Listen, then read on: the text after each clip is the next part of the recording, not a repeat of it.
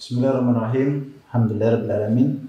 Wassalatu wassalamu ala rasulillah wa ala alihi wa sahbihi asma'in. Amma ba'du.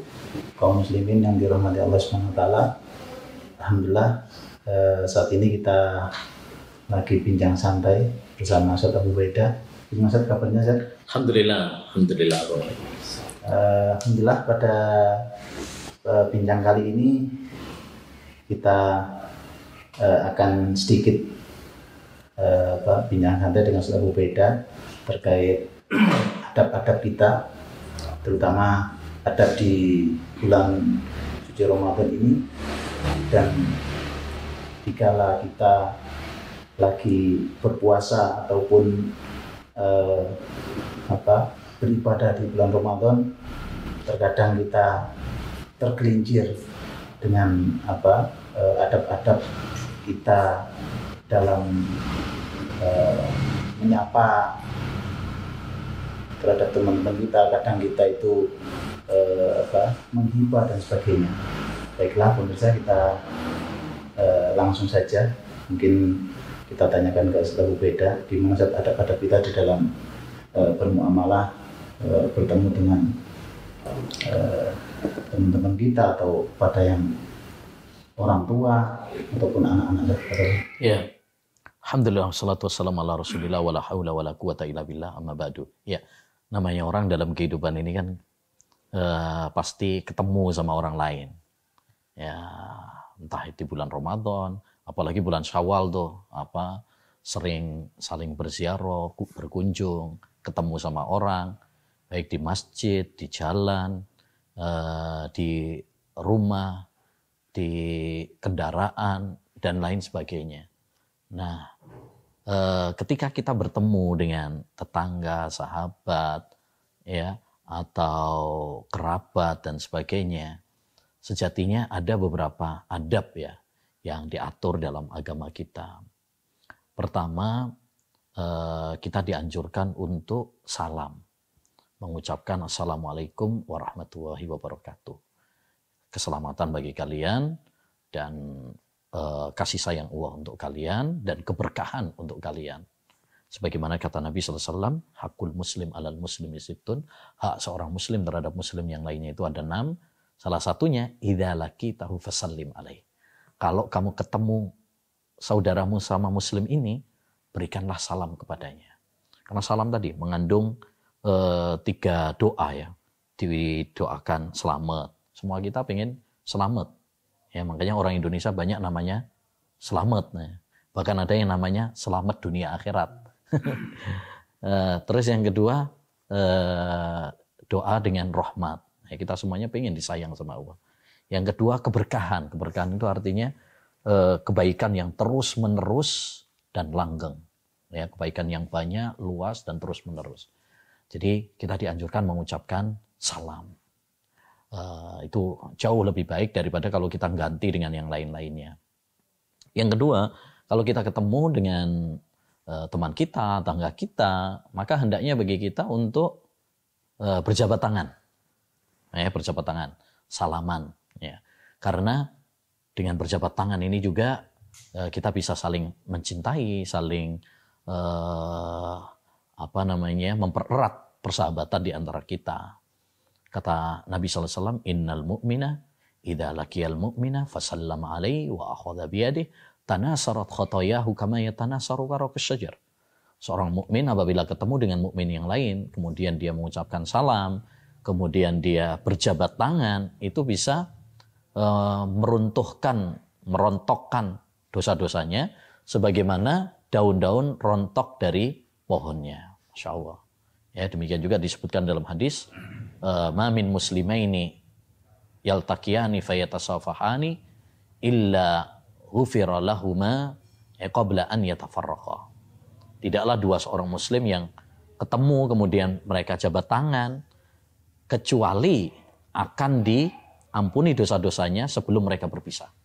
Jadi kita dianjurkan sekali untuk berjabat tangan. Ya. Kenapa? Karena dengan kita mengucapkan salam, dengan kita berjabat tangan, itu bisa mempererat persahabatan di antara kita. Cuma ya tentu salaman ini adalah antara sesama jenis. Laki sama laki, perempuan dengan perempuan. Adapun kalau lawan jenis, beda jenis, ya jangan, karena itu bisa menimbulkan fitnah, kecuali kalau mahramnya ya. Karena kalau bukan mahram, nah itu bisa menimbulkan fitnah. Nabi SAW mengancam, la ayyut ana fi ra'si ahadikum bimihyatin min hadid khairun lahu min ayyamassam ra'atan la tahillu lahu. Seorang ditusuk dengan jarum dari besi itu lebih bagus baginya, lebih baik baginya daripada dia menyentuh seorang wanita yang tidak halal bagi dia. Ya, ini penting terutama kalau pas lagi Syawal saling berkunjung, itu biasanya asal jabat tangan aja, padahal itu lawan jenis. Nah, itu nggak boleh. Di antara adab juga ketika kita ketemu, hendaknya kita senyum, ramah. Ya, Nabi mengatakan, tabassumu kali ahi kalaka sodako. Senyummu kepada saudaramu itu adalah sodako. Ya, jadi kita perlu membiasakan diri untuk murah senyum, ramah ketika ketemu dengan orang, nggak usah pelit-pelit gitu. Gigi kan bukan aurat, jadi nggak usah pelit-pelit untuk senyum. Ya, karena dengan senyum sama orang juga membuat saudara kita itu senang sama kita. Ya. Di antara adabnya juga ketika kita ketemu, ya tidak boleh sampai membungkuk ruku gitu ya, apalagi sampai sujud. Nah, itu nggak boleh. Pernah ditanyakan hal itu kepada Nabi SAW, ya, dan Nabi SAW melarangnya karena ruku apalagi sampai sujud itu adalah tidak layak kecuali hanya diberikan kepada Allah Subhanahu wa Ta'ala. Nabi bersabda, la yanbaghi li ahadin an yasjuda li ahad. Tidak boleh seorang itu sujud kepada orang lain. Demikian juga inhina sampai ruku itu nggak boleh, ya, tidak diperkenankan karena itu bentuk ya peribadatan kepada selain Allah Subhanahu wa Ta'ala. Ya, jadi itu tidak diperkenankan. Kemudian yang terakhir ya, yang kelima ya, di antara adab juga kalau kita ketemu sama orang lain, bolehkah kita saling kalau bahasa kita sekarang cipika-cipiki, ya, berpelukan, kemudian cium pipi dan sebagainya. Apakah ini diperbolehkan?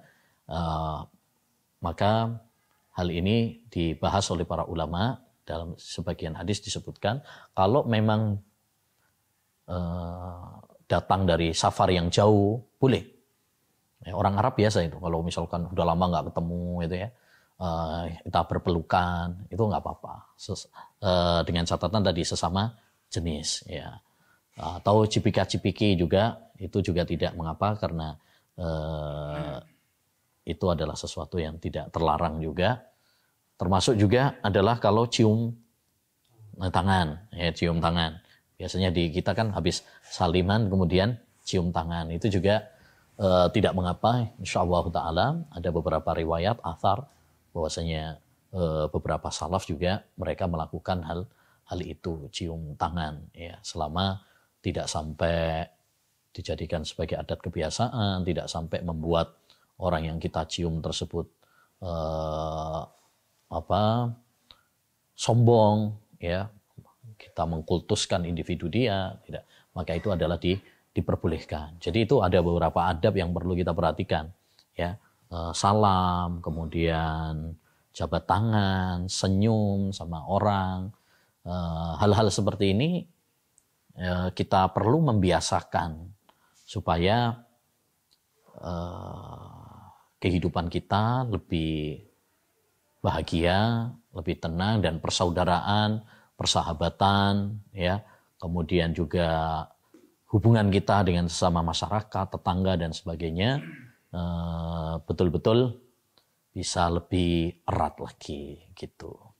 Nah, itu wallahu a'lam beberapa adab yang sangat penting lah untuk kita praktekkan. Mudah-mudahan kita bisa melaksanakannya gitu. Insya Allah barangkali perlu dijelaskan sendiri, perlu ada batasan dalam menyapa. Ketika kadang di anak-anak remaja ini, ketika mereka berjumpa di jalan atau apa itu, dia pakai kadang bel-bel gitu aja.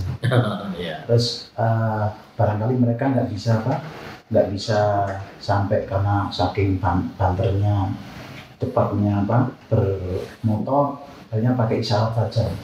Nah, seperti itu gimana sih? Ya. Rasanya barangkali Tadi salamnya atau ya. Pada dasarnya kan kita tadi dianjurkan untuk mengucapkan salam. Jadi kalau ketemu, termasuk kalau kita misalkan berkendaraan ya, pakai mobil atau pakai sepeda motor, selama kita bisa untuk mengucapkan salam, itu yang lebih utama. Ya. Kenapa? Karena itu yang dapat pahala. Yang dapat pahala. Kita mengucapkan salam, doa, itu yang mendapatkan pahala. Adapun kalau salam zabano istilahnya ya, klakson tok, nah itu kan nggak dapat pahala itu, ya nggak dapat pahala. Cuma memang kalau dalam kondisi-kondisi tertentu, ya yang tidak memungkinkan bagi kita untuk salam, ya nggak mengapa insya Allah Taala. Klakson itu juga bukan sesuatu yang terlarang, ya bukan sesuatu yang terlarang atau alias haram, itu enggak juga. Ya, jadi kalau kita bisa, misalkan seperti sepeda motor. Itu kan misalkan kita bisa berpapasan salam, ya, atau misalkan kita pakai mobil nih pelan-pelan dengan tetangga kita buka jendelanya, kemudian kita mengucapkan salam, itu kan bisa. Jadi artinya kalau kita bisa dengan mengucapkan salam, hukum asalnya adalah kita mengucapkan salam. Tapi kalau memang itu tidak memungkinkan, maka tidak mengapa insya Allah Ta'ala pakai klakson. Tapi jangan sampai ini yang jadi utama gitu loh. Yang pakai klakson, dikit-dikit klakson, nggak pernah pakai salam. Nah itu yang tidak perlu dan tidak diperkenankan gitu. Iya. Terus kalau misalkan kalau kita itu bertemu sama saudara ya, saudara semuslim kayak gitu. Ya insya Allah dia muslim, terus kita itu salam, terus dia itu tidak menjawab salam kita. Terus apa kita tetap salam atau ini biasa ketemu, ini nek disalami ndak dijawab, itu gimana Zat? Ya sebaiknya kita salam apa enggak salam gitu ya? Apa ditabrak aja sekalian? Ya memang ada sebagian ya saudara-saudara kita, semoga Allah memberikan hidayah ya. Kadang-kadang ada memang seperti itu sangat disayangkan juga. Ketika kita beri salam kepada dia atau kita berusaha untuk menerapkan hak sesama muslim ya, tetapi justru dia misalkan melengos sama kita, sengaja nggak menjawab salam kita, maka hal ini pernah ditanyakan kepada Syekh Muhammad bin Shalih Al-Utsaimin rahimahullah ta'ala. Bagaimana kalau ada seorang yang nggak mau menjawab salam kepada saya? Apakah saya tetap mengucapkan salam kepadanya? Kata beliau, tetap salam kepada dia. Selama dia muslim, salam kepada dia. Ya, itu adalah kewajiban kita kepada dia. Masalah dia tidak salam, tidak menjawab salam kita, itu urusannya dia nanti dengan Allah SWT. Nanti Allah akan nanya, kenapa kamu nggak mau jawab salam saudaramu itu kan? Dia nanti akan bertanggung jawab, dia akan ditanya sama Allah SWT. Jadi selama dia adalah muslim, ya dia memiliki hak sesama muslim, ya kalau ketemu ya kita salam kepada dia. Masalah dia jawab nggak jawab, itu urusan dia nanti dengan Allah SWT. Dia akan bertanggungjawabkan ya di hadapan Allah Subhanahu wa Ta'ala. Tentu orang yang nggak mau menjawab salam ini dosa, karena menjawab salam itu kata para ulama hukumnya wajib. Kalau memulai salam itu sunnah muakkad, tapi menjawabnya hukumnya adalah wajib. Jadi kalau dia tidak mau menjawab salam ya, maka tentu ini adalah suatu dosa haram ya bagi dia. Nah, kalau dia misalnya, saya punya alasan begini, nah itu nanti akan dipertanggungjawabkan di hadapan Allah Subhanahu wa Ta'ala. Ya, jadi intinya kalau ada yang kita tahu ada saudara kita nggak mau jawab salam kita, nggak apa-apa, tetap salam aja sama dia. Ya, kita berusaha berbuat baik. Masalah dia jawab tidak jawab, ya itu urusan dia nanti dengan Allah Subhanahu wa Ta'ala. Yang penting kita berusaha menjadi orang yang baik. Ya, kita berusaha berinteraksi dengan saudara kita dengan baik, dengan akhlak yang mulia. Nah, jangan sampai kita berbuat dolim sama dia. Gara-gara nggak mau jawab, malah ditabrak misalkan, atau malah dipukul, ya nggak usah. Kenapa kamu nggak jawab salam saya? Itu urusan dia, gitu. Yang penting kita berbuat baik, menjalankan hak sesama muslim, gitu. Wallahu a'lam. Ya, menarik sekali. Terus ini barangkali perlu kita sedikit jelaskan pada terutama anak muda ini, ketika bermedsos kadang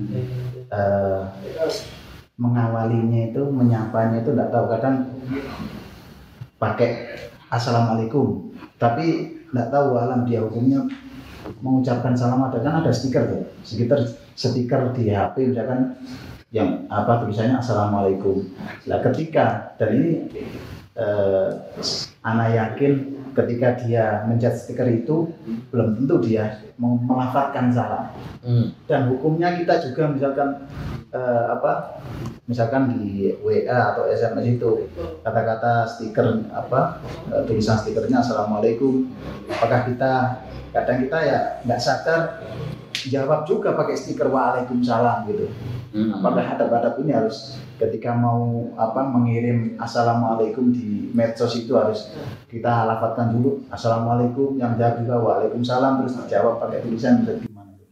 Ya, kalau kita nelpon itu yang dianjurkan adalah mengucapkan salam. Ya. Tapi kalau kita misalkan WA dan sebagainya, kita memulainya dengan Bismillah, karena itu tulisan. Jadi bedakan antara ketika kita berdialog, misalkan ya nelpon, nah itu kita dianjurkan mengawalinya dengan Assalamualaikum. Ya, Assalamualaikum. Jangan dengan yang lain, ya. Maksudnya jangan mengganti dengan yang lain, ya. Itu malah nggak dapat pahala nanti kita. Halo misalkan. Ya, tapi lebih bagus adalah Assalamualaikum. Nah, tapi kalau misalkan WA, ya, maka hendaknya bagi kita mengawalinya dengan Bismillah. Nah, tentang tadi misalkan kalau dalam WA atau grup itu kan kita sering tuh ya salam, kemudian kita jawabnya Waalaikumsalam tapi pakai stiker aja, nggak dilafadzkan. Perlu diketahui bahwasannya doa itu adalah ucapan. Jadi pada dasarnya adalah ucapan.